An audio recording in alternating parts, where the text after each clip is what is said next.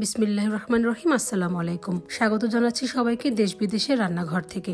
আজ আমি তৈরি করব গরুর মাংসের দামপোক্ত। দামপোক্তের জন্ম ভারতের মুঘল আমলে, যেখানে রাজকীয় রান্নায় ধীরে ধীরে দমে তৈরি হতো সুগন্ধি মাংসের পদ।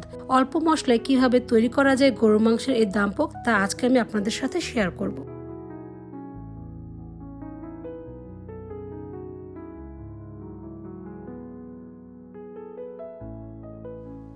আমি এখানে হাড় চর্বি সহ প্রায় 1.5 কেজির মতো গরু মাংস নিয়েছি। মাংসকে খুব ভালোভাবে ধুয়ে পরিষ্কার করে পানি ঝরিয়ে নেব।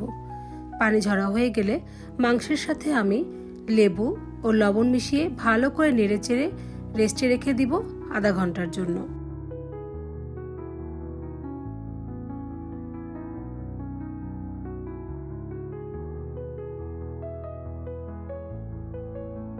মাংসের দামপোক্ত করার জন্য আজকে আমি একটি মাটির পাত্র ব্যবহার করব। প্রথমে আমি গরুর চর্বিগুলোকে বিছিয়ে নিব।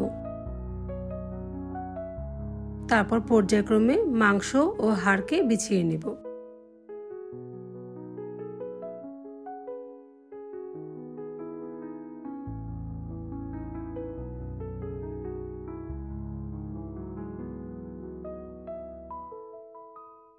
এখন দিয়ে দিব কিছু কাঁচামরিচ, দিয়ে দিব আদার স্লাইস, এখন দিয়ে দিব গোটা রসুন,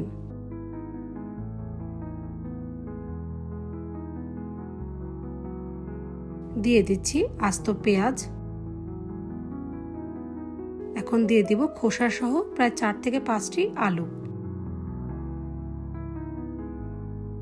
এখন দিয়ে দিব কেটে রাখা টমেটো। আমি এখানে বড় সাইজের 2টো টমেটো ব্যবহার করেছি।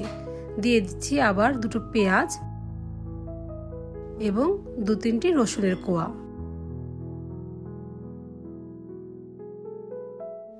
দিয়ে দিব 2 টেবিল চামচ পরিমাণ আস্ত গোলমরিচ, দিয়ে দিব 1 টেবিল চামচ পরিমাণ গোলমরিচের গুঁড়া,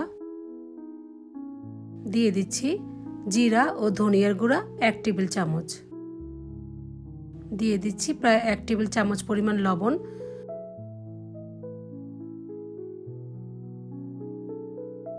আবার দিয়ে দিব 4-5টি কাঁচা মরিচ, আদার স্লাইস,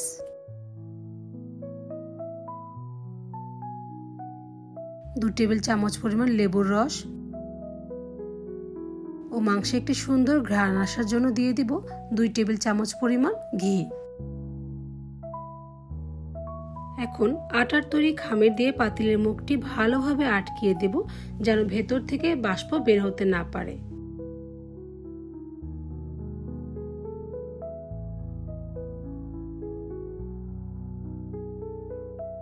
প্রথমে হাই হিটে রান্না করব 5 মিনিটের জন্য।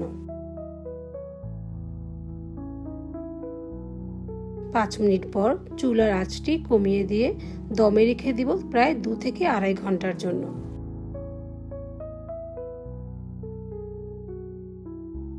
চলে এলাম 2.5 ঘন্টা পরে। এখন আমরা একটা ছুরির সাহায্যে পাতিলের মুখটি খুলে নিব। এই কাজটি একটু সাবধানের সাথে করতে হবে, যেন ভেতর থেকে বাষ্পটি হাতে লেগে না যায়।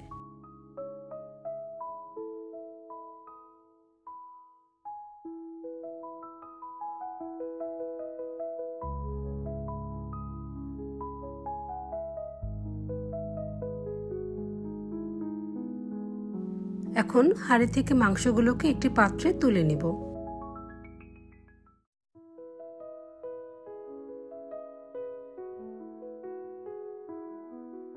নিশ্চয়ই দেখতে পাচ্ছেন কতটা ঝোল বের হয়েছে আমাদের মাংস থেকে। আমি কিন্তু এখানে কোনো পানি ব্যবহার করিনি। পেঁয়াজ, টমেটো, মাংস থেকে যথেষ্ট পরিমাণে পানি বের হয়েছে। আমি আপনাদের সুবিধার জন্য একটু দেখিয়ে দিচ্ছি মাংসটা কতটা জুসি এবং সুন্দরভাবে সেদ্ধ হয়েছে। চলে যাচ্ছি পরিবেশন করার জন্য। নিয়ে নিচ্ছি 2টো স্লাইস করে রাখা লেমন, দিয়ে দেব কিছু কাঁচামরিচের কুচি, দিয়ে দেব কিছু আদার ঝুরি এবং দিয়ে দেব ধনিয়া পাতার কুচি। নিশ্চয়ই দেখতে পাচ্ছেন মাংসের লুকটি কি সুন্দর এসেছে। আসছে কোরবানির ঈদে, মাংসের ভিন্ন রকম কোনো কিছু ট্রাই করতে চাইলে আমার এই রেসিপিটি ফলো করতে পারেন।